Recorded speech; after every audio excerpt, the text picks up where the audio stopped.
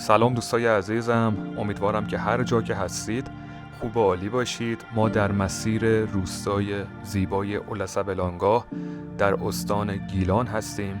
مسیری که باید بریم تا به این روستا برسیم فوق‌العاده زیبا و رویایی هست که دوست داشتیم ویدیو بگیریم و به شما هم نشون بدیم. پیشنهاد میکنم تا آخر این ویدیو همراه ما باشید.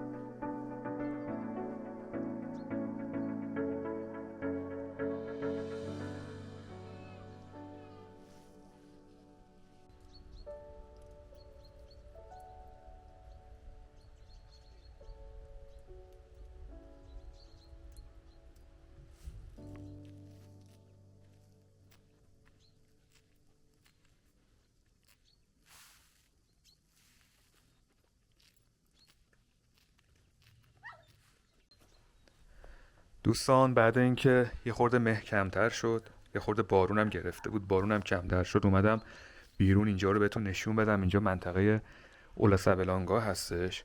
یه سری کلبه هم اینجا دارید میبینید که مدل‌های مختلفی داره. این کلبه ها بیشتر برای اجاره دادن هستش که تقریبا شبی 800,000 تومان تا 2-3 میلیون تومان هست که با توجه به اینکه چه فصلی از سال چه ماهیمیای متفاوته میتونید اینجا بیاین اجاره کنید. مثلا این ور رو ببینید، یه سری کلبه هم اینجا هست و منظره رو شما داشته باشید. چه منظره قشنگی، جای همتون خالی، میتونید اینجا بیاین کلی لذت ببرید. خیلی خوبه، واقعا عالیه. گفتم تو جایی که میشه برم بالا، از بالاترین جایی که میشه براتون ویدیو بگیرم.